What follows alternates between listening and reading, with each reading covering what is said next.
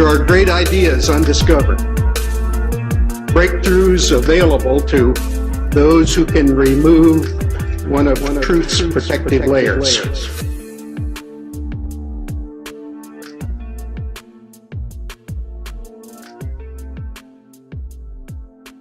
If you've got this gut-wrenching feeling that something big is about to happen, there's a reason. And it has everything to do with what is now being disclosed to the general public. Bombshell UFO report is expected in June from the U.S. government. Meantime, UFO sightings in New York have nearly doubled since the pandemic began, and we are getting new video from the Navy showing pyramid-shaped objects flying in the sky. We were warned by the late Wernher von Braun in the years leading up to his death in 1977 that there were going to be a certain number of cards played on humanity, all leading to a culminating event. Now everything Wernher von Braun warned us about has come true, except for what he called the final card that they were going to play on us, and it has everything to do with UFOs. The strategy that Wernher von Braun taught me was that first the Russians are going to be considered to be the enemy. In fact, when I met him in '74, they were the enemy. Then terrorists would be identified, and that was soon to follow. We heard a lot about terrorism. Then we were going to identify third world country crazies. We now call them nations of concern. But he said that would be the third enemy against whom we would be needing to build space-based weapons. And the next enemy was asteroids. This new one you're tracking, how big? It's what we call a global killer. Nothing would survive, not even bacteria. An asteroid some scientists call a city killer came closer to Earth than the moon this week. The scary thing is that scientists had no idea it was coming. Now at this point, he kind of chuckled the first time he said it. Asteroids, against asteroids, we're going to build space-based weapons. So it was funny then. And the funniest one of all was against what he called aliens, extraterrestrials. That would be the final card. And over and over and over, during the 4 years that I knew him and was giving his speeches for him, he would bring up that last card. And remember, Carol, the last card is the alien card. We're going to have to build space-based weapons against aliens. And all of it, he said, is a lie. The way he said it to me, there was no doubt in my mind that he knew something that he was too afraid to talk about. Can you tell us, have unidentified flying objects been seen? Well, sure. We have lots of reports about what we call unidentified aerial phenomenon. Just a few days ago, the Pentagon confirmed that a 2019 video of a UFO sighting is actually real. It was a UFO. Very importantly, I'm hereby directing the Department of Defense and Pentagon to immediately begin the process necessary to establish a Space Force as the sixth branch of the armed forces. That's a big statement. Perhaps we need some outside universal threat to make us recognize this common bound. I occasionally think how quickly our differences worldwide would vanish if we were facing an alien threat from outside this world. They've done a great job systematically programming each one of us into believing that this alien threat is very real and very near. But what they don't want us to realize is what ancient accounts actually say about these beings. Now, the idea that ancient aliens encountered mankind is very popular today. We've all seen these accounts of aliens bringing us great technologies and sharing all these secrets with us. But what they want you to forget is the actual origin of these ancient alien stories. They were never considered to be from outer space. They were considered to be fallen angels. Could we reinterpret the story of fallen angels as beings not from heaven, but from Mars?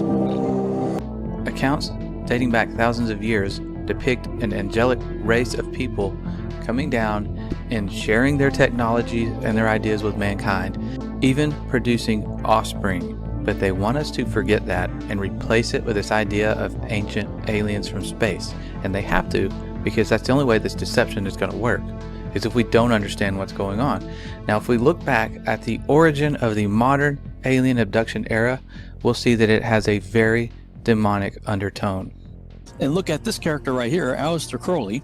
He's out there in January through March of 1918 doing a series of magical experiments called the Emelantra workings, in which he is said to have opened a portal to another dimension, allowing an entity, I believe a demon, named Lamb to enter through it. Now, this is the drawing that he made in 1918 of this character that he apparently had some interaction with. You know, if you look at this picture, it's curiously similar to something we might call an alien gray today in pop culture. So, you know, it doesn't take a whole lot of research on this character to realize he was into some really, really dark stuff. So why did I bring this up? This is, 1918 time frame. Well, you have this character who's very much a part of the early space program, Jack Parsons, who was basically a disciple, practically an heir apparent to Crowley and all of his activities. Well, supposedly, Crowley's portal was further enlarged by Jet Propulsion Laboratory founder and rocket fuel scientist Jack Parsons. Okay, this is the guy who was one of the founding members of JPL. It was a big part of NASA and the space program. And he's out there with Scientology and Dianetics founder L. Ron Hubbard in March of 1946 at a location that later became known as Area 51. They're doing all kinds of ceremonial sex magic, and they called it the Babylon working. And it's very similar to the Emelantra working, based on ceremonial sex magic. But unlike Crowley, however, they were not as adept at opening and closing portals, and theirs apparently stayed open, and the modern UFO era began 1 year later in 1947, the same year Crowley died. So, this is all going on about the same time you've got Admiral Byrd going down there for Operation High Jump. And a decade later, we got the founding of NASA, and these are the characters, okay? Freemasons, Nazis, and occultists creating the space program. What we're thinking of as aliens, Art, they're extra dimensional beings that an earlier precursor of the space program made contact with. They are not what they claim to be. They have infiltrated a lot of aspects of the military establishment, particularly the Area 51. I remember the conversation very well. This is a person I respected tremendously, very, very senior person. He's told me, he said, "Lou, I want you to stop doing this." I said, "Okay, sir, I certainly can, but may I ask why?" And he says, "Well, we already know what it is." Now, at that moment, I honestly thought maybe it was our own technology. I was running up against some super uber secret sap, and they were telling me to stop. And I said, "Okay, sir, so it's ours?" And he said, "No, that's not what I'm saying." And he said, he asked me point blank, "Have you read your Bible lately?" And I wasn't quite sure where he was going with that. And I said, "Well, sir, I think I know what it says. Where are you going with this?" And he said, "Well, then you would know that these things are demonic, and we should not be pursuing them." Yeah, and he wasn't kidding. That's exactly how he felt. So this is a Pentagon. This is a Department of Defense official saying, "Stop looking at UFOs because they're demonic." Correct. Before we can actually fully appreciate just how big this deception is going to be, we have to uncover the underlying deception, the one that puts this whole thing to rest. We all grew up believing the story that we were told, that Earth is just a speck of dust in an infinite universe, that there are other Earth-like galaxies out there and planets far, far away, and aliens could come visit us one day. But think back to the origin of that reality. It was told to us by people that we know and trust. Our teachers, our parents, everything we saw on television supported this narrative. But what if we were actually at the center of the universe in a very unique place? And that brings us back to what every ancient cosmology understood about the skies that they were seeing above. They were not told what to believe. They were going out and they were mapping out the skies. And every one of them came to the conclusion that these stars that were rotating above our heads were making their own orbits in a fixed way. They believed that the heavens above were unchanging. Now, they also believed the Earth wasn't spinning or moving.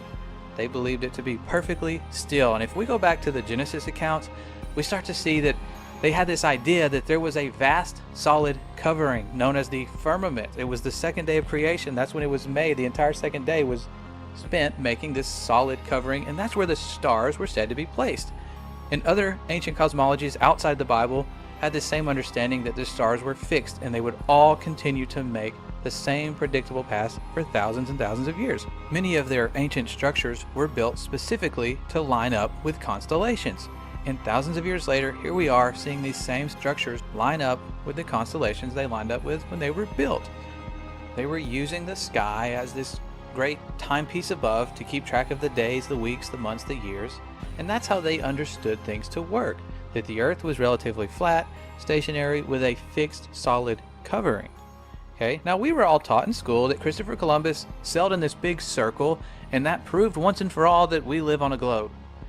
But ancient maps, even after Columbus sailed his big circle, still showed that the Earth was flat and stationary, with Antarctica being the edge. And what we all considered as settled science, that hundreds of years we've just known that the Earth was a ball in infinite space, it was a highly debated issue until very recent history. And they were actually teaching the Earth was flat in schools as recently as the 1920s. We were just talking and I asked you what shape the Earth is, and what did you say? What were you taught in school in elementary school? I was taught in school that the Earth was flat. And the first person to ever venture far enough up to see what the Earth looked like was a guy named Auguste Piccard. Most of us have never heard of this person because when he made it to the stratosphere, he said he saw what appeared to be a flat disk with an upturned edge. Now, after Auguste Piccard ventured to the stratosphere, we have the U.S. Air Force showing us the stars from space for the very first time. And when you look at what they showed us, what they actually saw, you begin to understand why the moon landings never had stars in the background, why they're not showing us stars from space anymore, because it's very difficult to pull this off. The sky is deep black. As you can see the stars. Oh, yeah. You know, and pretty much all the time you can see the stars. The sky, of course, was black. The heavens are 10 times as bright, stars 10 times as numerous. And we could not see stars. The thing about Carl Sagan, billions of stars, there really are billions and billions of stars, and you can see them. It's an unfathomable blackness, with a texture you feel like you could stick your hand into. And that's when things start to get weird, because people have gone back and looked at declassified documents that for some reason keep mentioning a flat, non-rotating Earth. Over and over again, it's in their flight plans, it's in all their working models. This flat, stationary Earth repetitively keeps showing up. If it doesn't exist, there'd be absolutely no reason to base all of your science on it. Something else shows up. In the 50s, in Russia, they had documents describing the firmament. Deals. It's a long fly ball going back, and the ball shatters the sky, bringing the ocean itself down into the stadium. Oh, Simpson just broke this dream's reality wide open. And we take for granted our entire view of the universe hinges upon the Apollo moon missions. It was actually the first time we ever saw our planet as a whole, and somebody confirmed to us what we're being taught is actually real. We found a very unique reel of footage. And you want me to see this while you have me on camera? Well, and to tell us what it is. An old reel received by mistake. It contains the raw or unedited footage of the crew of Apollo 11, Michael Collins, Edwin Aldrin Jr., and Neil Armstrong, staging part of their mission for nearly an hour. I think when you see the footage, you'll see that it's very extraordinary, one of a kind, behind the scenes type of footage. Yeah. Well, if it is, why do you have access to something that no one else has seen before? Serendipity, I guess. Though the federal government would have you believe that this is a view of Earth from a distance out of the spacecraft's window as it nears the moon, it is not. What they have ingeniously done is placed the camera at the back of the spacecraft and centered the lens on a circular window in the foreground. Turn the camera on, please. As they perfected the shot, a crescent-shaped piece of black material was inset slightly into the window to create the illusion of the Earth's terminator line dividing night and day. It is uncannily convincing. If you show this publicly, you're open for a lawsuit. Here is the diffused work light that they used to see camera controls, but not throw light onto the spacecraft's wall. Finally, the iris is opened up, and you can see the real location of the camera and the very bright and near Earth out the window. You're talking to the wrong guy. Why don't you talk to the administrator at NASA? We're passengers. We're guys going on a flight.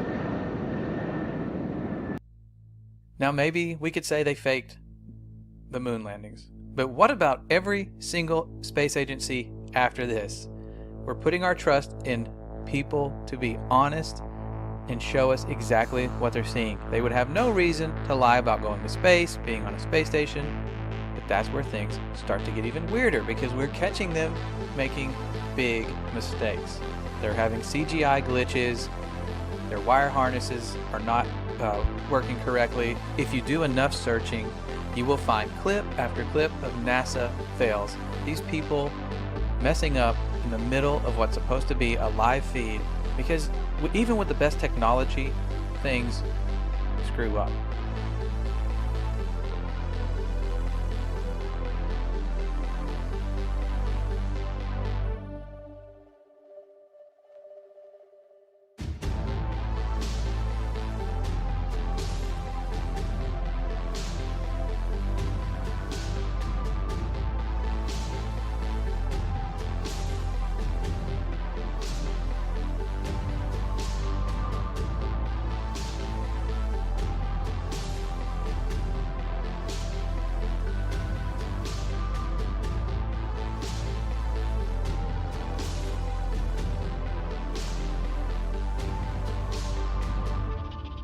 So many times during spacewalks outside the International Space Station, we can see air bubbles rising up. Can you touch on how there are air bubbles in space? Can you be more specific? Air bubbles? So yeah, like a lot of times during the footage, the NASA footage, you can see bubbles coming up out of the helmets or kind of from underneath you. How do you explain bubbles in space? Yeah, I'm not sure exactly what you're talking about. Now sometimes you get water in the helmet, and it's either from sweat or from the cooling garments. And in some of my spacewalks, I had like water in the helmet, not like I was going to drown in the helmet, but just little bits of water probably came from sweat. Often on the outside of the space station, you'll liberate little pieces of, it's a really harsh environment out there, and the outside of the space station gets beat up pretty good. And sometimes, you'll see just little flecks of paint or something that you might have disrupted floating away from the suit. And, that's generally what that is. I've never seen any kind of air bubble anywhere. Yeah. Could it be that you're filming in an underwater pool and you're not really out there?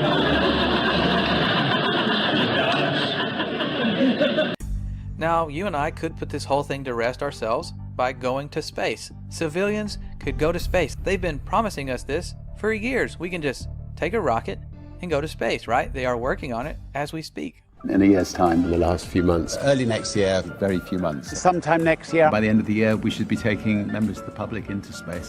By the mid-2030s. By 2020. Early in the next decade. Before 2023. And by 2025. Most certainly in our lifetime. That's 2024. We should have a permanently occupied human base on the moon and send people to Mars.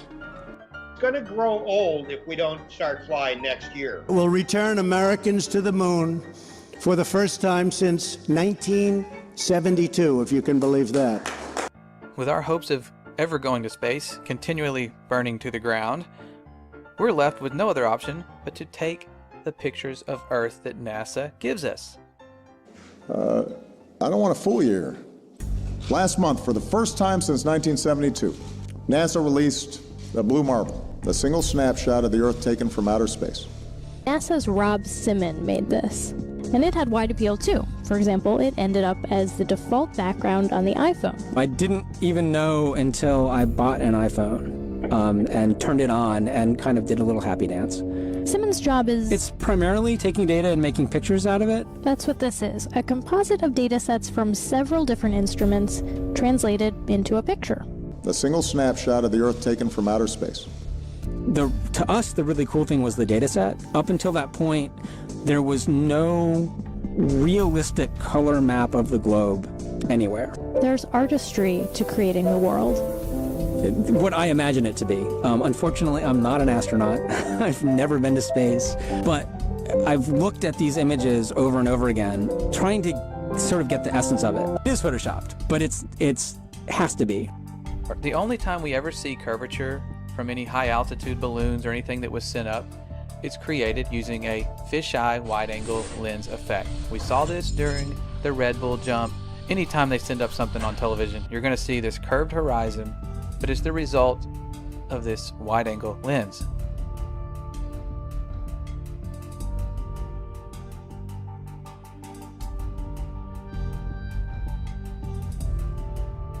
If you send up a non-fisheye lens to the highest height, no matter how high you go, horizon always rises to your eye level, and it's always perfectly flat.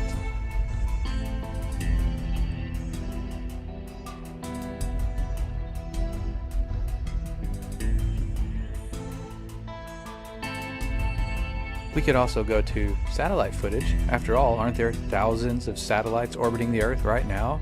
One would think. And yes, there are in fact satellites being sent up year after year. There have been for decades. The only problem is these satellites are launched on balloons, and they have been falling down all over the world. For a Michigan couple, when a satellite crash landed in their backyard, and their reaction? Priceless. Never know what's going to happen. This baby fell out of the sky and landed in our yard. Okay, Houston, we've had a problem here. Forget it, Bart. It's so bright out you can't see anything in the sky except the Fox satellite. Now this brings us to our second method of proof. If we can't go to space, we could simply sail anywhere towards Antarctica, towards the southern hemisphere, and eventually we're going to hit the edge of the known universe, the firmament, or whatever's out there. Could there be more land? We don't know. But we could go prove for ourselves by circumnavigating north to south. The only problem is no one's allowed to do this. The Antarctic Treaty prevents it. You can take a guided tour. They'll take you to a fake South Pole and tell you, okay, this is where it is. But independent exploration is prohibited. It's guarded heavily by the military. You can't just go to Antarctica and check it out for yourself. Antarctica has effectively been off limits since December of 1959, and this was signed into law and agreed upon by over 50 countries. That should raise a little bit of concern. Why would a icy continent be off limits? Well, that's something we may never find out.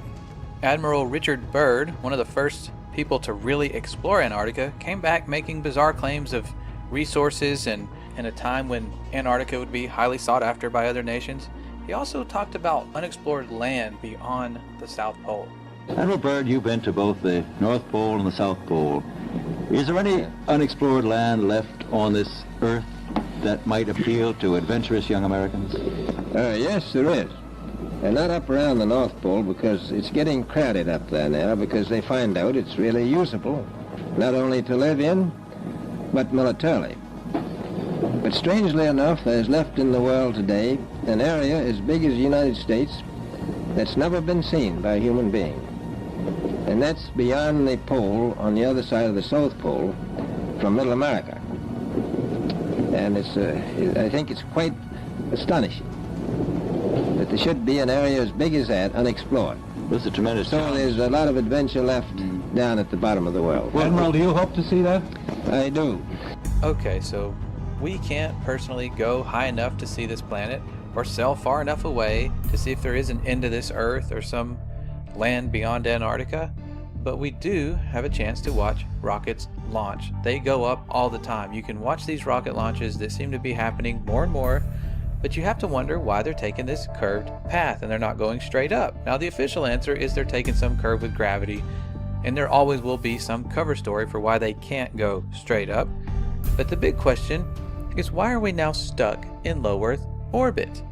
We seem to get past it multiple times during the Apollo missions. The moon is well beyond low Earth orbit, but now we're stuck, and NASA will tell you for themselves. Right now, we only can fly in Earth orbit. That's the farthest that we can go. As we get further away from Earth, we'll pass through the Van Allen belts, an area of dangerous radiation. We must solve these challenges before we send people through this region of space. Any ill effects from the Van Allen radiation belts? No, now I'm not sure we went far enough out to encounter the Van Allen radiation belt. Maybe we did. The belts are 1,000 miles to 25,000 miles above the Earth. Then we went right out through them. No effects on your cells? Didn't even know it. I don't think anybody, well, maybe somebody said you went through the radiation belt, but we didn't feel it inside. I'd go to the moon in a nanosecond. The problem is we don't have the technology to do that anymore. We used to, but we destroyed that technology, and it's a painful process to build it back again. This next generation spacecraft will enable America to explore beyond low Earth orbit. One thing I really want your generation to embrace is that the Earth is a closed system. We cannot leave the Earth. So what about the proofs we were actually given for this Earth being a globe other than pictures in NASA? One of those, the first that I recall, is boats going over the curvature. As ships sail away, they don't disappear all at once. First, the bottom will disappear. See, the bottom of the ship is gone. Now we can see midway up, and then the whole thing disappears. Now, ships came back. They didn't fall off a table. So people realized that the world is curved. I mean, it's a big curve, but it's curved. So, the process of testing claims, the world is flat, the world is round, is what we call science. Now, if you have a claim that can't be tested, that's what we call pseudoscience. The difference between pseudoscience and regular science is whether or not you can test it. The flat Earth, well, that didn't stand up to tests. The round Earth did. Extraordinary claims require extraordinary proof. The world is round. Now this seems legit. Boats do appear to disappear bottom up and go over a curvature at a pretty relatively short distance, which would make sense if the Earth is indeed a ball. The only problem with this theory is when you take a high zoom camera, a telescope, or something with high zoom capabilities, you can bring back a boat that has appeared to vanish. All right, we have optical limits to how far we can see certain objects. Not to mention atmospheric lensing. Your atmosphere will act like a lens. And you can test and repeat this on a very flat surface with a camera yourself. You will see objects appear optically to disappear bottom up, just like they're going over a curvature, but you can demonstrate this on a flat surface. It's testable and it's repeatable. Science.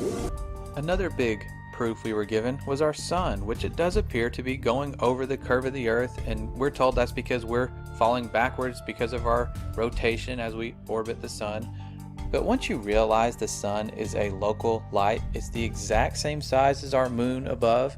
That's why they line up perfectly on an eclipse. It's not because of the coincidence that one's just 400 times larger but also 400 times farther away. It's a much closer light and it's much smaller.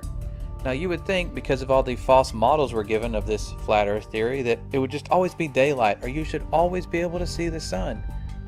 But it's much closer and much smaller, so when it moves away from your line of sight, it follows the known laws of perspective.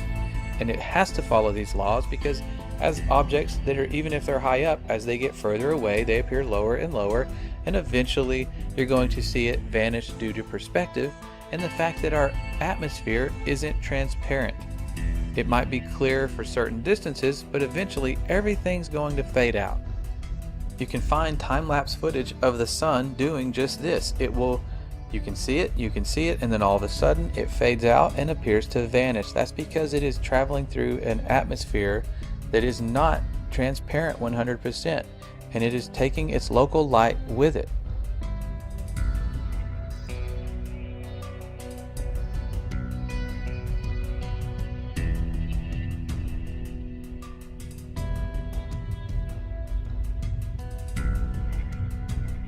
Perhaps the greatest trick of all was convincing us that we are simply another planet. We all learned the planets in school, we had songs, we built solar system models, and when we looked up and saw these lights in the sky, we assumed that we were simply a light in someone else's sky. It was a really good trick because that is the one that most people go to. How are we not round if other planets are round and we are assuming these lights to be other planets? But when they send us these images of other planets, you have to read the fine print and wonder why they rely so heavily on CGI. Over the years, NASA has given us spectacular photos and renderings that reveal a colorful and mysterious universe. In a small, bright office, working side by side, Let's see. Robert Hurt and Tim Pyle bring the universe to life. What we're doing does have real science underlying it. Tim, once a Hollywood animator, is now a planet illustrator. Together, they produce some of NASA's most popular images. And this is sort of how it comes to me. And then Many of those images have a dark, grainy start, but color and light reveal an astonishing glimpse of how the deepest regions of space might appear to the human eye. It's a delicate blend of imagination and data. The artists meet with NASA scientists over many drafts to ensure a planet or galaxy look lines up with the research to make each one as accurate as possible. I love the challenge. It's kind of like a puzzle to me of trying to create something that looks really cool within the restrictions that were given by the scientists. It can take days, even weeks, to produce just a single image. The dazzling final results, enough to keep us all dreaming of the final frontier for years to come.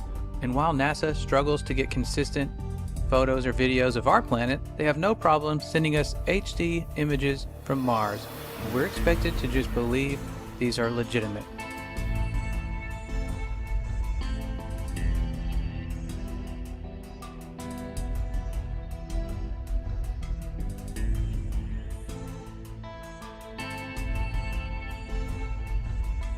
Now there is one final thing we can do. Given the known circumference of Earth, we could simply measure these things for ourselves. And people have been doing this. They have been going out over large bodies of water and large areas of land and measuring to check for curvature.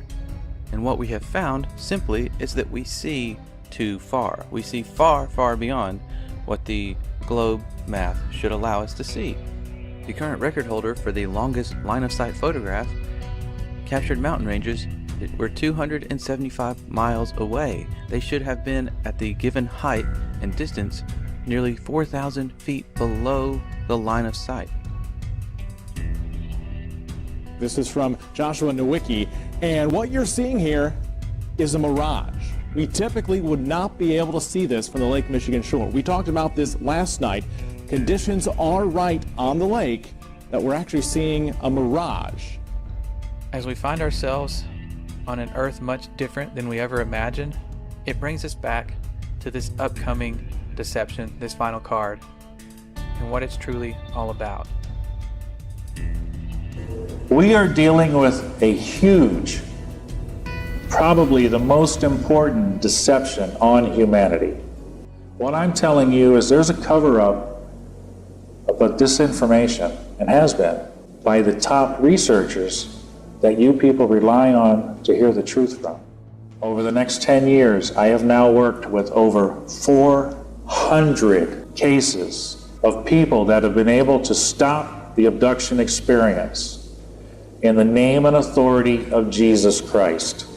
These are entities masquerading as high technological aliens, but they can be defeated by one name.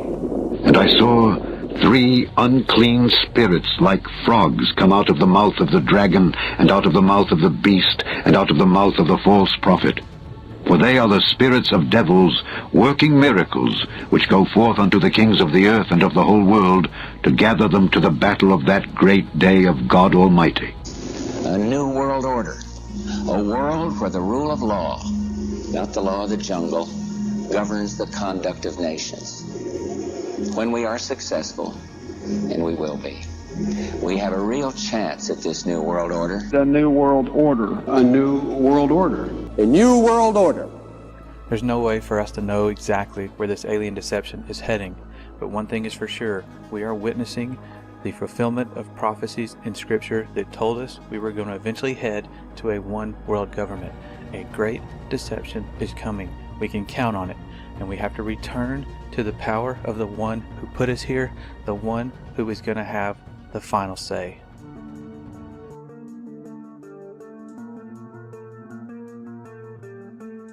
I'm amazed. I'm so happy to know it's true. It's true, and God created this world. Yes, and He's right here in the clouds above, close, not in an infinite universe.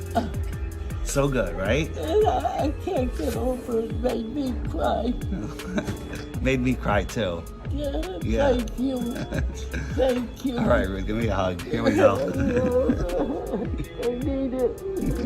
It's the best flat earth proof right behind me. This is what you have to believe in if you believe in the ball. You have to believe that you're spinning faster than the speed of sound, that you're orbiting 66,000 miles an hour, which you can't even fathom that speed, while you're chasing the sun at 500,000 miles an hour, while the whole system is moving sideways at 1.2 miles an hour, right?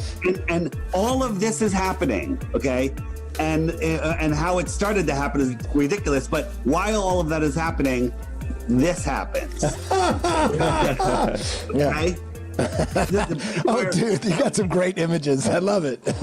He came prepared. This is the Earth. This is the water at large bodies of water at rest lay flat.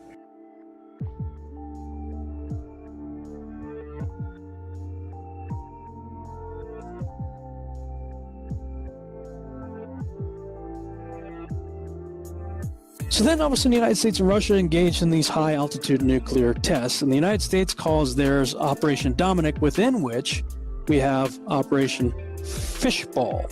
Look up the name Dominic from the late Latin name Dominicus, meaning of the Lord. Fishball was part of Operation Dominic. It looks like they are sending high altitude nuclear bombs to test the fishbowl of the Lord, i.e. the firmament.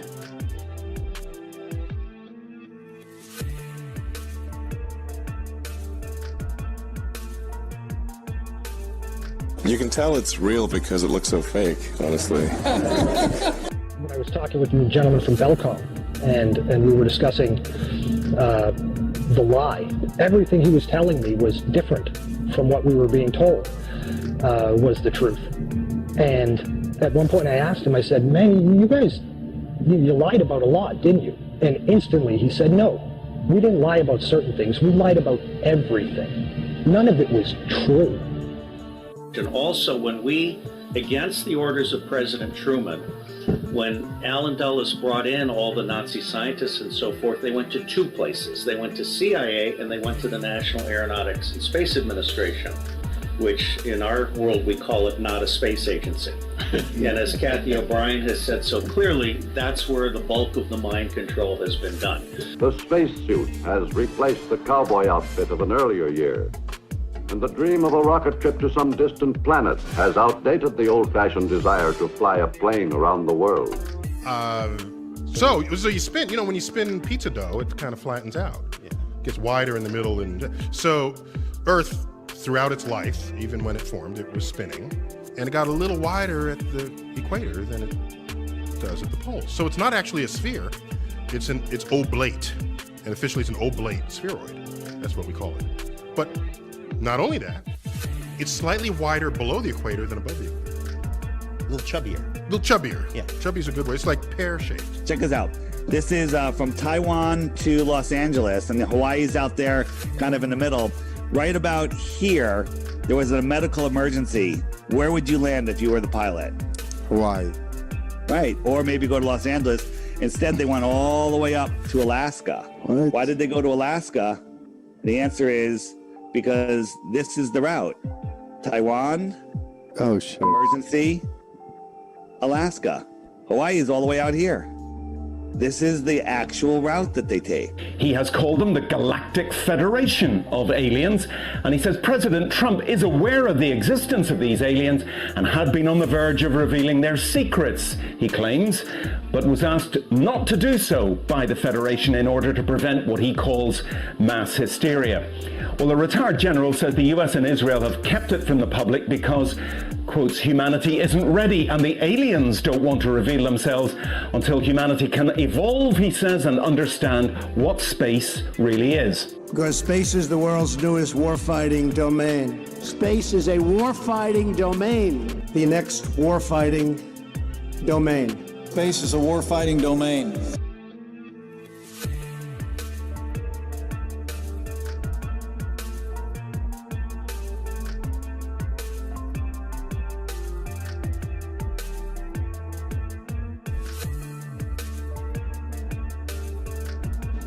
Finally, my brethren, be strong in the Lord and in the power of his might.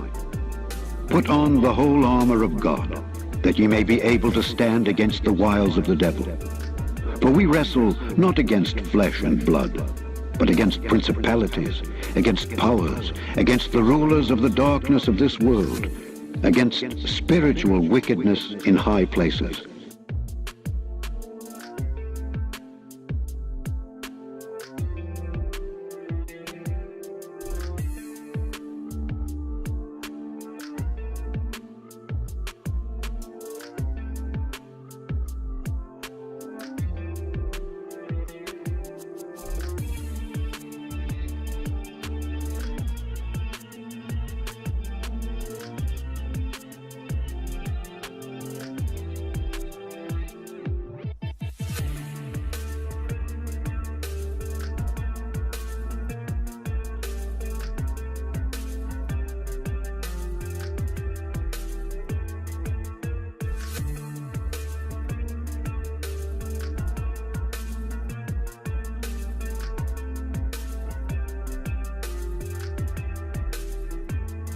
And the stars of heaven shall fall, and the powers that are in heaven shall be shaken. And then shall they see the Son of Man coming in the clouds with great power and glory. And then shall he send his angels, and shall gather together his elect from the four winds, from the uttermost part of the earth to the uttermost part of heaven.